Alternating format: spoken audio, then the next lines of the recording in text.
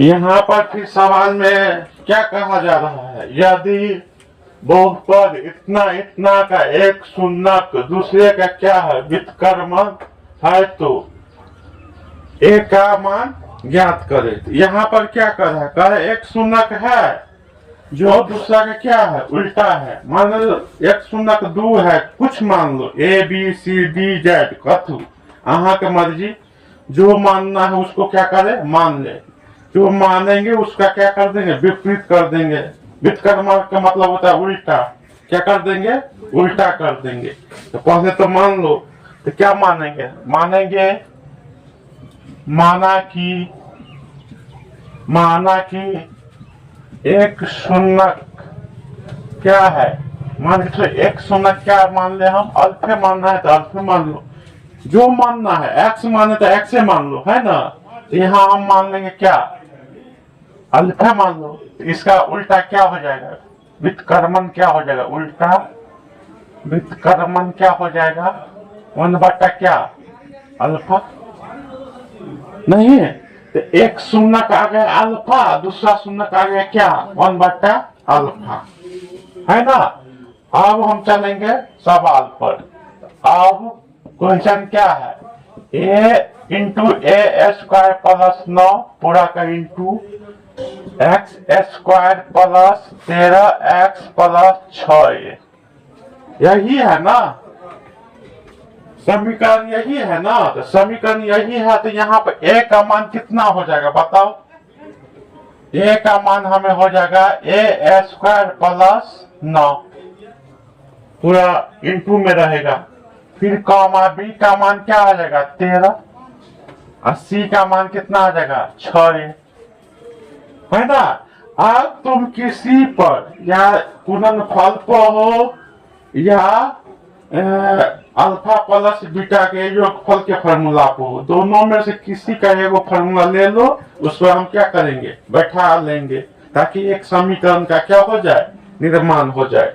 तो हम ले लेते हैं सबसे अच्छा, इसमें क्या हम ले लेते हैं गुणनफल, क्या ले लेते हैं गुणनफल को ले लेंगे, ताकि उसका समीकरण बहुत शॉर्टकट में क्या होगा बनेगा। इसका गुणनफल क्या होता है, द्विघात समीकरण का गुणनफल alpha into beta c/a। Alpha का मान कितना है, अल्फा इंटू बीटा का मान कितना हो जाएगा 1/, अल्फा नहीं, और c का मान कितना है 6a, है ना। और a का मान कितना है, a का मान यही है ना ए स्क्वायर प्लस 9, है कि नहीं। अब क्या होगा, अल्फा से अल्फा क्या होगा कट जाएगा ना, तो हमें क्या बचेगा एक के, है कि नहीं। तो एक क्या बचेगा ना, क्या होगा 6a बटा में ए स्क्वायर प्लस 9। अब यहां से लिखो, अब क्या करेंगे, एक में ए स्क्वायर प्लस 9 से गुना हो जाएगा ना, नीचा में है बराबर की इस साइड आता है तो क्या हो जाता है एक में जाकर गुना हो जाएगा ना। तो क्या हो जाएगा यहाँ पर हो जाएगा 1 गुने ए स्क्वायर प्लस 9 बराबर कितना 6a,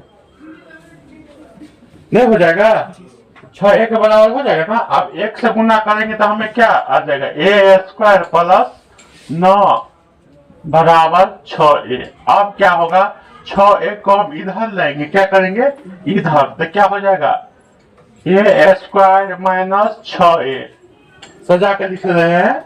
अब तभी पहले से प्लस 9 है तो 9 लिख दो, बराबर क्या कर दिए 0, है ना।